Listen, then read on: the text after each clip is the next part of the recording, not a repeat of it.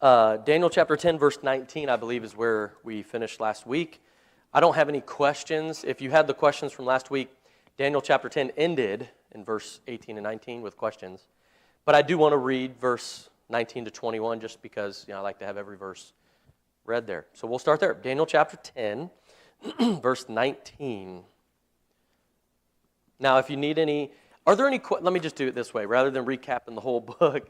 Are there any questions? I'll just say this. The first 6 chapters were historical, like here's what Daniel went through.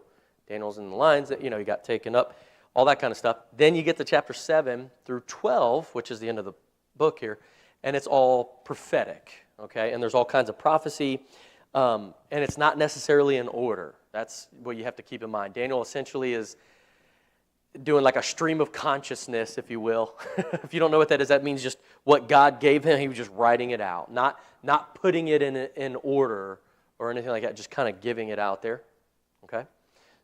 Okay, chapter 10, verse 19. And said, O man, greatly beloved, fear not, peace be unto thee. Be strong, yea, be strong. And when he had spoken unto me, I was strengthened, and said, Let my Lord speak, for thou hast strengthened me. Then said he, Knowest thou wherefore I come unto thee? And now will I return to fight with the prince of Persia.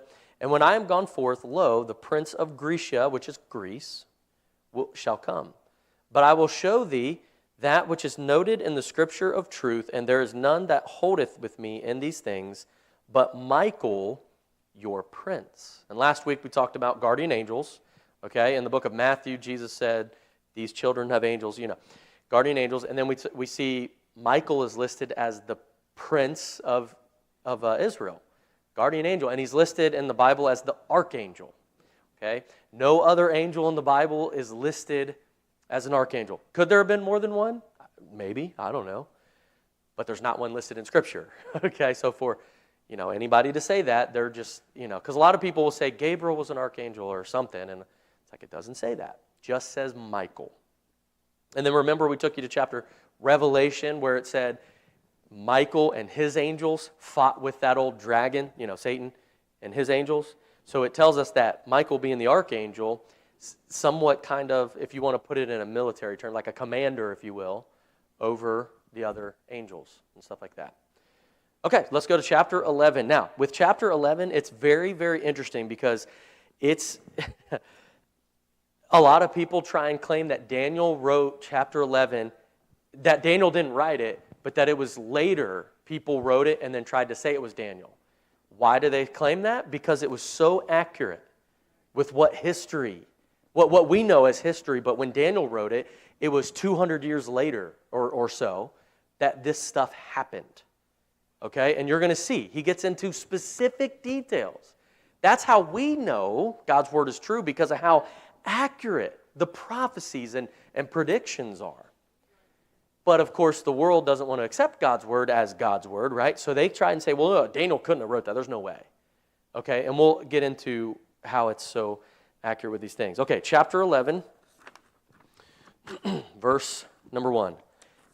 Let me get my questions here. Okay, did everybody get questions that needed it? All right, here we go. Also so this is Daniel, in the first year of Darius the Mede, even I stood to confirm and to strengthen him. And now will I show thee the truth. Behold, there shall stand up yet 3 kings in Persia, and the 4th shall be far richer than they all, and by his strength, through his riches, he shall stir up all against the realm of Grecia, or Greece. And a mighty king shall stand up, that shall rule with great dominion, and do according to his will. And when he shall stand up, his kingdom shall be broken, and shall be divided toward the 4 winds of heaven, and not to his posterity. I'll explain what that means in a second. Nor according to his dominion which he ruled. For his kingdom shall be plucked up even for others beside those. So let's go to question number 1. It's telling us, now you have to understand Daniel prophesied back in Daniel chapter 2, chapter 7, and all that he talked about the first kingdom, everybody, was Babylon, right? King Nebuchadnezzar, the head of gold on that statue, okay? Then the next one was the Medes and the Persians. Then the next one was Greece. You guys remember talking about that from chapter 7 and all that kind of stuff. Greece, Alexander the Great, and we talked about that, and we're going to get into it more here. Then after that, we believe the first three are unmistakably those. The fourth one, there's a little debate over, but I believe, like most do, that it was Rome. And then it's going to be the future revived Roman Empire, some sort of the revived Roman Empire. So anyways, go to question 1. Who is this mighty king of verse 3? It mentions Grecia, which is Greece, specifically. So it's Alexander the Great. Alexander the Great is this mighty king of verse 3. And notice how specific it gets when it says, he'll rule with great dominion, do according, but look at verse 4, when he shall stand up, his kingdom shall be broken. Now, that's describing when he's young and standing up, he's going to die. And that, by the way, chapter 7 went into more detail about how he was cut off, like he conquered quickly and then was cut off quickly. And if you know about Alexander the Great, from history we know, now when Daniel wrote this, he was, I think it was 200 and some odd years before Alexander the Great. We, looking back now, can see, yeah, Alexander the Great conquered the whole known world there faster than anybody else did. When I say the known world, I mean the Middle East, North Africa, Europe, you know what I mean? I don't mean like North America. Okay, I'm talking about the Middle East there.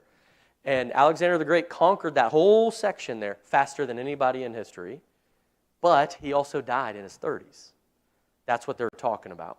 Now, notice verse 4 where it says, and not to his, it said, it shall be divided toward the four winds of heaven.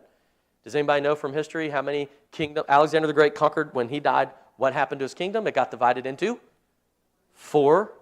And then notice it says, and not to his posterity. If you don't know what that means, I had to look it up too. I thought I knew what it meant, and then I looked up to make sure. That means like your lineage, like your sons, okay, or your daughters, whatever. And it didn't go to his sons and his daughter or his daughters.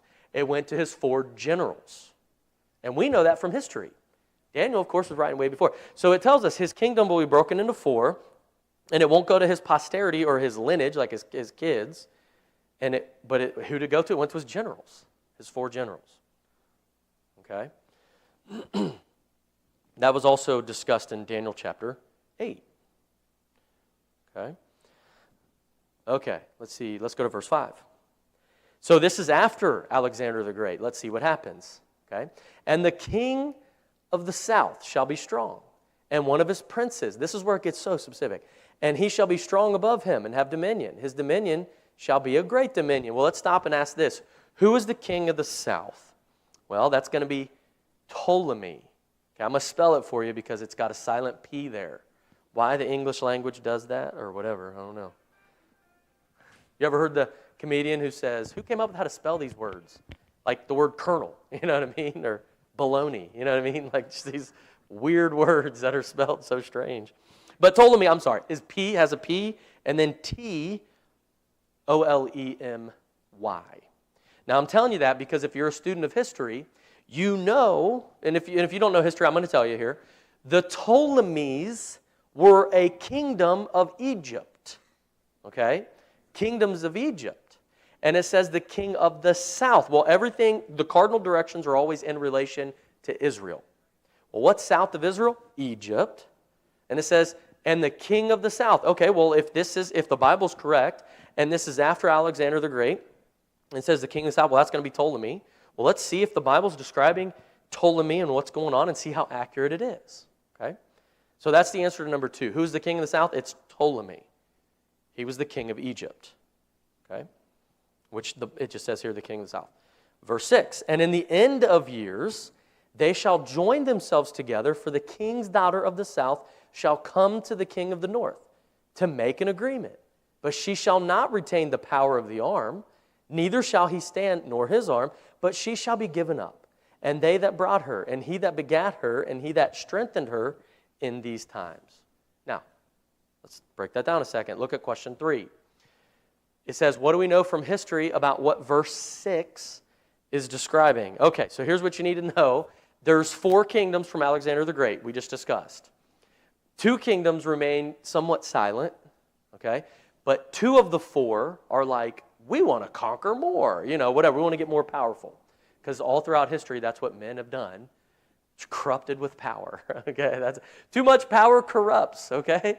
Too much power corrupts. So anyways, you have Ptolemy, which is the king of the south. Let me do this. King of the south.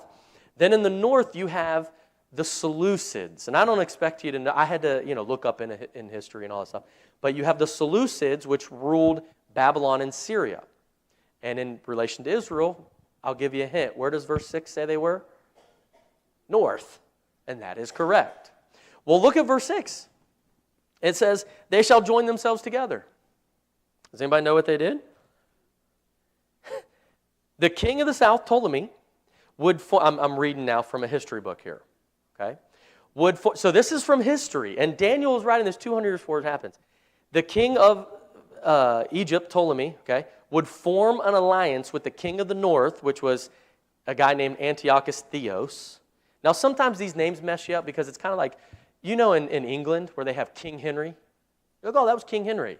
Like, which one? There's like 27 of them. King Henry the 4th, the 5th, the 6th, the 7th, the 18th, whatever, right? Well, that's why it's going to confuse you because the word Antiochus is used a lot. The word Ptolemy is used a lot. So don't get lost in all that. Okay? But let me just tell you what happened. The king of the south, the Ptolemies, would try and form an alliance with the king of the north, the Seleucids, the Babylon area. Okay? By sealing the agreement, guess what he did? This is what the history books tell us. The south guy gave his daughter, her name was Bernice, she was the princess of Egypt, to marry Antioch, the king of the north. What does verse 6 say? For the king's daughter of the south shall come to the king of the north to make an agreement. You guys see that? I'm reading from a history book that I copied and pasted here, that the king of the south gave his daughter Bernice to the king of the north to try and, because you guys know that throughout history, that's what they did. One warring tribe with another, like, oh, let's make peace, marry my daughter. You know what I mean? Like, that's what they did, okay? I'm not saying it's right. I'm just saying that's what they did.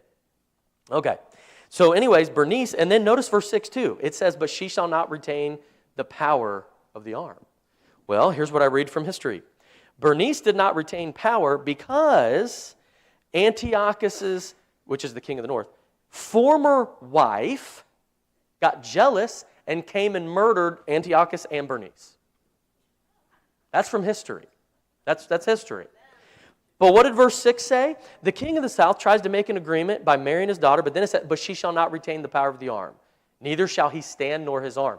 And what did we learn about where in verse 3? Where it says a mighty king shall stand up, that means they rule. So if they don't stand, that means they don't rule anymore or they're dead. You got to understand the wording that the Bible uses. The Bible doesn't say, and they died. Like, a lot of times it says, and they slept with their fathers or something like that. That means they died, okay? So you got to understand the wording there. So in verse 6, when it says, she shall not retain the power, neither shall he stand, it means neither one of them ruled. Why? Because they were killed. Do you see how accurate that is? Isn't that crazy? And they that brought her, and he that begat her, and he that strengthened her in these times. Okay, let's go to verse 7. I just find that fascinating, how accurate it is. Verse 7, but out of a branch of her roots shall one stand up in his estate, which shall come with an army, and shall enter into the fortress of the king of the north, and shall deal against them, and shall prevail. Now, do you guys see that? Out of a branch of her roots. So what does it sound like is happening? A child, what does he do? It says he'll come up with an army. What does it sound like he's doing? My mom was killed. What's he going to do? Take revenge. And that's what we read in history. He literally took revenge and took an army to go battle to get revenge. We read that from a history book. Okay? You guys see what I'm saying? And verse 7 is telling us that. Okay, verse 8. And shall also carry captives into Egypt their gods with their princes and with their precious vessels of silver and of gold, and he shall continue more years than the king of the north. So the king of the south shall come into his kingdom and shall return into his own land. But his sons shall be stirred up and shall assemble a multitude of great forces, and one shall certainly come and overflow and pass through. Then shall he return and be stirred up even to his fortress. Okay, so let me stop there, and I'm going to just read now from this verse to verse 20. And I'm going to tell you what's going on is it's going to describe what you read in the history book of how the north and the south kingdom just kept battling back and forth, okay, for power. And again, you can look that up in a history book. And Daniel's telling us what's going to happen 200 years before it did. Okay, 200 plus years before it did. But that's what's going on. So I'm not going to stop after each verse like I just did. I'm going to just read now through verse 20. But that's what you're reading. You're reading how the south, the kingdom of the south, which is Egypt, and the kingdom of the north, which is Babylon and Syria, okay, how they're going to just get revenge one after the other, because that's what they always do, right? Just battle back and forth. Okay, verse 10, I think. But his son shall be we might have read it, stirred up and shall assemble a multitude of great forces, and one shall certainly come and overflow and pass through. Then shall he return, and he stirred up even to his fortress. And the king of the south shall be moved with choler. And that choler, I looked it up before. It was in the book earlier. It just means really bad anger. Okay, like heavy anger. So he was moved with really bad anger, and shall come forth and fight with him, even with the king of the north, and he shall set forth a great multitude, but the multitude shall be given into his hand. And when he hath taken away the multitude, his heart shall be lifted up, and he shall cast down many, 10,000s, but he shall not be strengthened by it. For the king of the north shall return, and shall set forth a multitude greater than the former, and shall certainly come after certain years with a great army and with much riches. And in those times there shall many stand up against the king of the south. Also the robbers of thy people shall exalt themselves to establish the vision, but they shall fall. So the king of the north shall come and cast up a mount, and take the most fenced cities, and the arms of the south shall not withstand, neither his chosen people, neither shall there be any strength to withstand. But he that cometh against him shall do according to his own will, and none shall stand before him. And he shall stand in the glorious land, which by his hand shall be consumed. He shall also set his face to enter with the strength of his whole kingdom, and upright ones with him. Thus shall he do. And he shall give him the daughter of women, corrupting her, but she shall not stand on his side, neither be for him. That's talking about Cleopatra, okay? Like it says that the guy wants to give his daughter Cleopatra to him so that she can be like a spy. But actually in history what we see is Cleopatra takes the side of her husband, which by the way, you should if it's a good husband. Okay, I don't know if it's a good husband or not, but and then so then she didn't go with her dad. She went with her husband, and it says right there, but she shall not stand on his side, neither be for him. Like do you see that? Like it all but says the name Cleopatra there. Okay. All right, verse 18. After this shall he turn his face unto the isles, and shall take many. And again, if you look at history and you look at the kings and you look at their military movement, what does this say? After this, after he conquers all these things that these other verses say, he shall turn where? Unto the isles, the islands. So I just want you to understand that this is so accurate. It's even accurately prophesying the military movement of these armies. Do you understand what I'm saying? Like this is why the people who criticize the Bible and don't believe it say, there's no way Daniel could have wrote that. There's no way. It's like, well, yeah, he did. They just don't believe it because they can't believe that he would have known these things. Well, we know he didn't know it, but that God gave it to him, okay? So, but it's fascinating that literally if you look at the history, it's, wow, he'll turn onto the isles after all this, and that's exactly the military movement of how it went, okay? Verse 18. And shall take many. But a prince for his own behalf shall cause the reproach offered by him to cease. Without his own reproach, he shall cause it to turn upon him. Then he shall turn his face toward the fort of his own land, but he shall stumble and fall and not be found. Verse 20. Then shall stand up in his estate. So when it says he shall stumble and fall, he dies. Okay, look at verse 20. Then shall stand up. So a new person comes into reign in his estate, a raiser of taxes in the glory of the kingdom, but within a few days he shall be destroyed, neither in anger nor in battle. So a new guy comes up, he raises taxes, what happens to him? He gets killed. We're going to get raided next week, okay? Good thing you're not, no. Yeah, look what it says. It says raiser of taxes, and he's killed. That's right. Hey, I'm with you. I just found that funny. Found that pretty funny, right? Okay, verse 21. Verse 21. And in his estate, so now a new guy, shall stand up a vile person, to whom they shall not give the honor of the kingdom, but he shall come in peaceably and obtain the kingdom by flatteries. Now, I want to stop here and tell you who this person is, because this is a very important person in a bad way. This is Antiochus Epiphanes. Okay? I've talked about him before. If you don't remember, I'll talk more. But you need to know that name, Antiochus Epiphanes. Okay? He's a terrible person in Jewish, he's not a Jew, but I'm saying in Jewish history, because he's the one that the book of Maccabees is about and stuff like that. Okay, let's go to verse 22, and then I'll explain as we go here. And with the arms of a flood shall they be overflown from before him, and shall be broken, yea, also the prince of the covenant. And after the league made with him, he shall work deceitfully, for he shall come up and shall become strong with a small people. He shall enter peaceably even upon the fattest places of the province, and he shall do that which his fathers have not done, nor his fathers' fathers.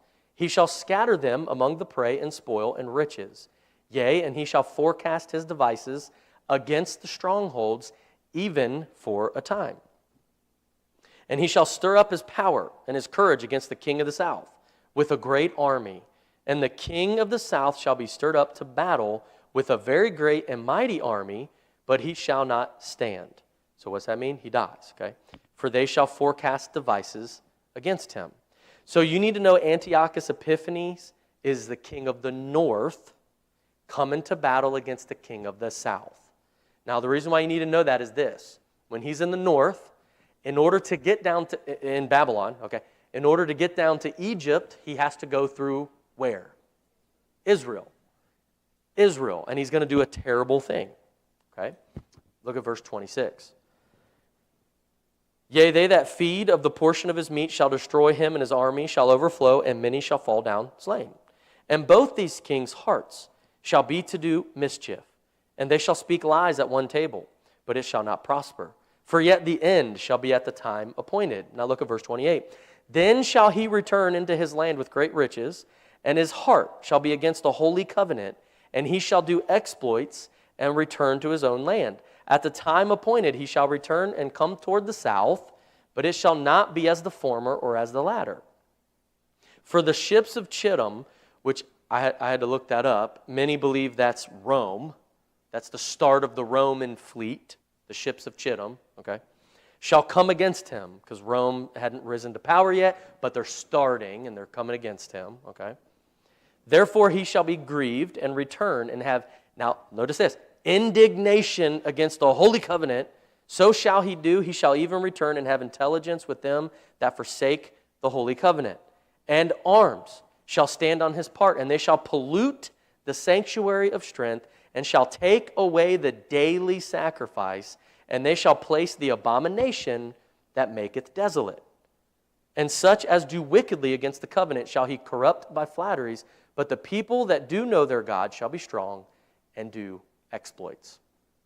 Let's read through verse 35 and then talk about him, okay? And they that understand among the people shall instruct many, yet they shall fall by the sword and by flame, by captivity and by spoil many days. Now when they shall fall, they shall be holpen with a little help, but many shall cleave to them with flatteries.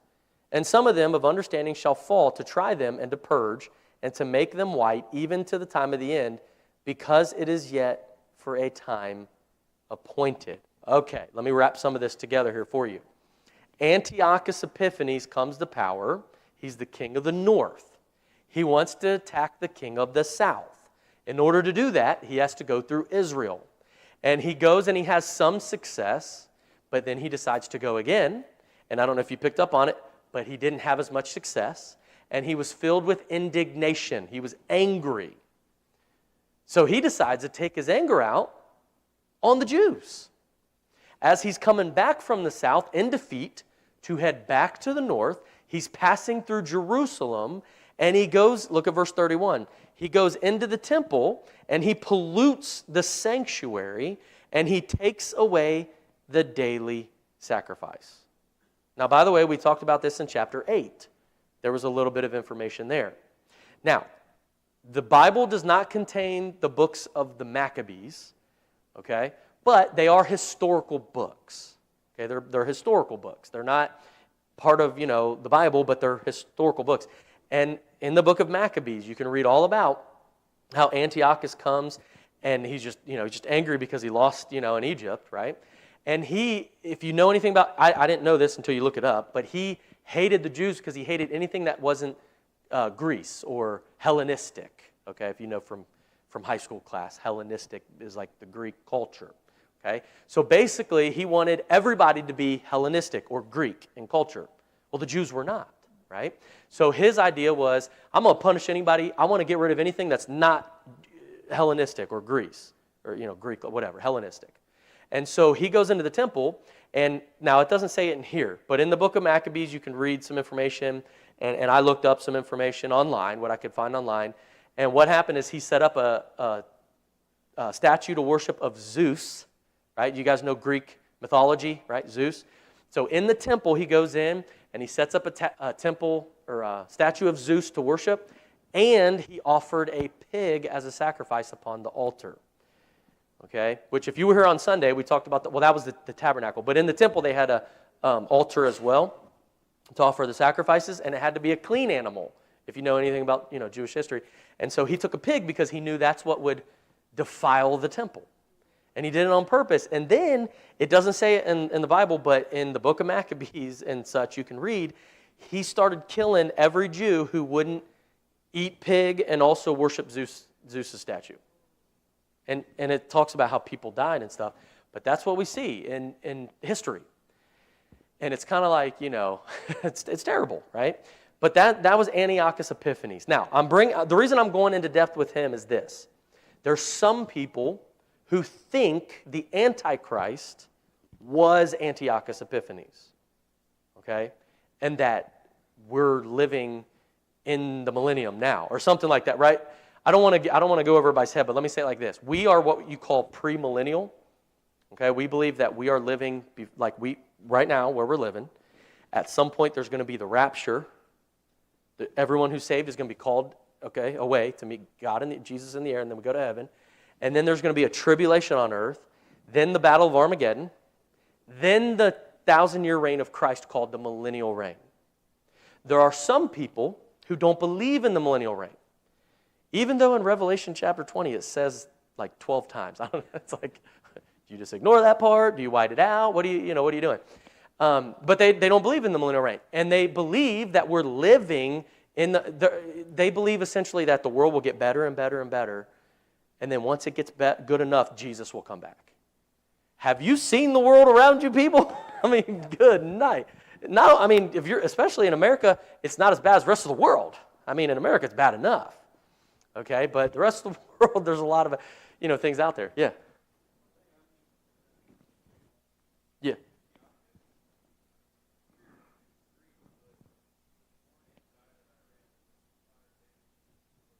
Yeah. Yeah.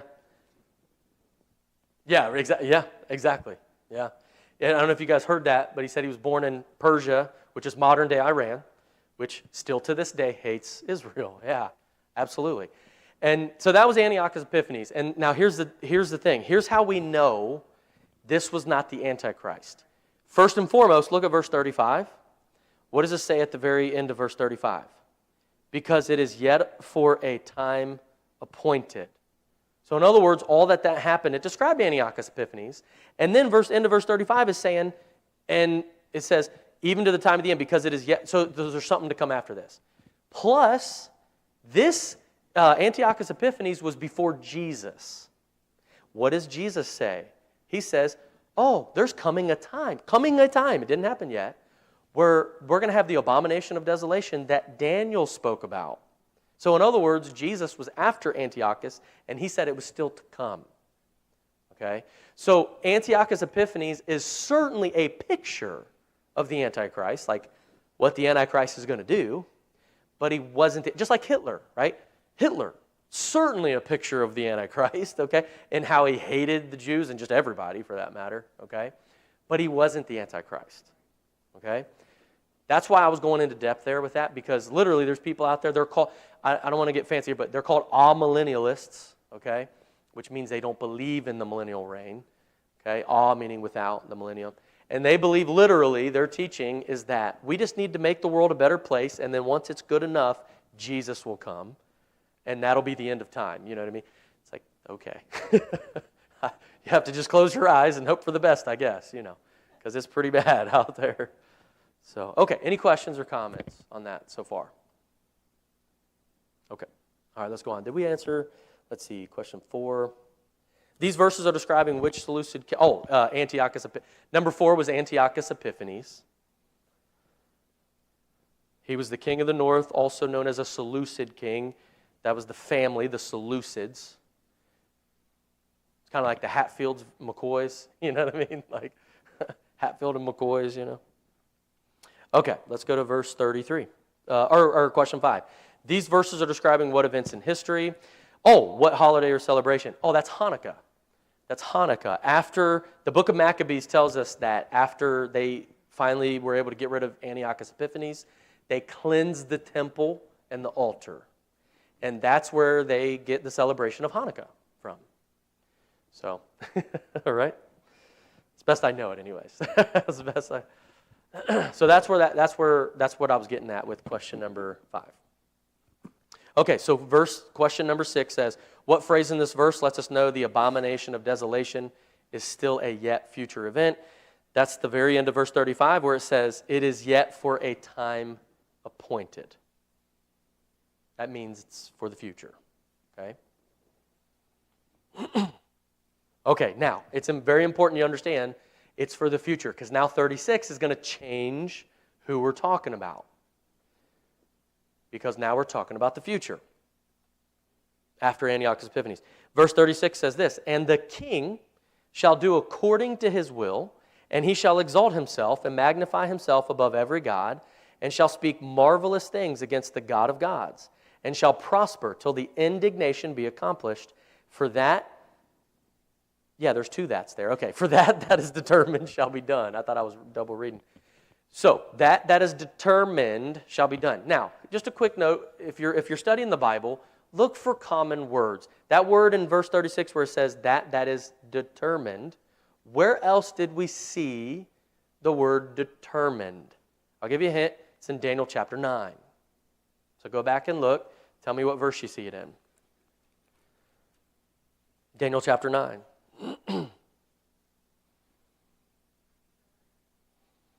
27 has it, and we also see it starting in verse 24. 70 weeks are determined upon thy people. Now, do you remember when we talked about Daniel chapter 9? And we talked about the 70 weeks. Obviously, I don't have time to go through that whole lesson again, but as a recap, the 70 weeks 69 weeks are historical, at least to us anyways, not necessarily, but historical to us, all the different things that have happened. And then that 70th week, and remember the word week is like our word dozen. Dozen means 12. Week means a set of 7. That's what that word means. So it doesn't mean an actual week, and we know that from the text, the context. And that 70th week is a 7-year period still yet to come. And if you guys remember, we talked about that's the tribulation. I have notes from that. If you weren't here that day or if you have questions, let me know.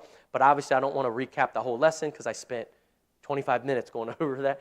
But I can if you have questions. I just don't want to, be like, all right, Pastor Kerr, I already heard this. Go on, But if you know of any Bible scholar, they will all agree. Well, I mean, all of them that believe in premillennial which are most of them, by the way. That's like the common viewpoint of what we call eschatology.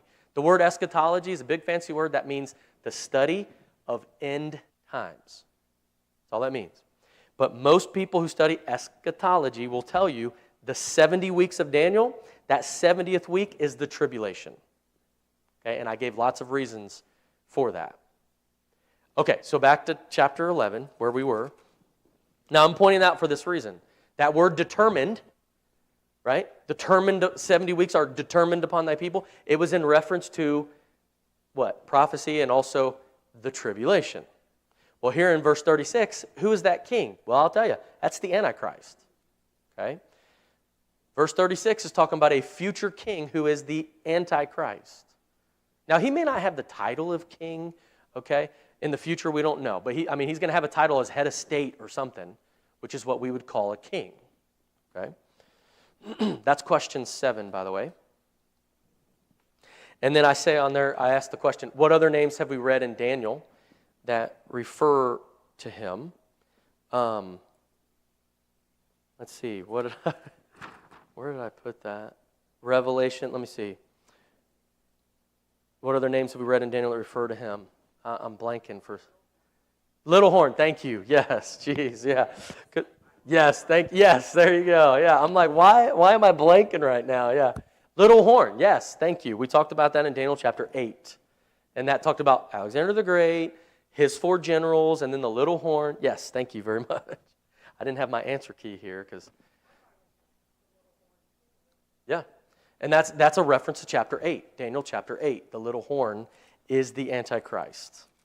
I was blanking there. I apologize, but thank you. Okay. So question number, let's see, what are the names? Question 8 is verse 45. Okay. So let's go ahead and finish out the chapter. We have time if you don't mind. Just a few minutes over here.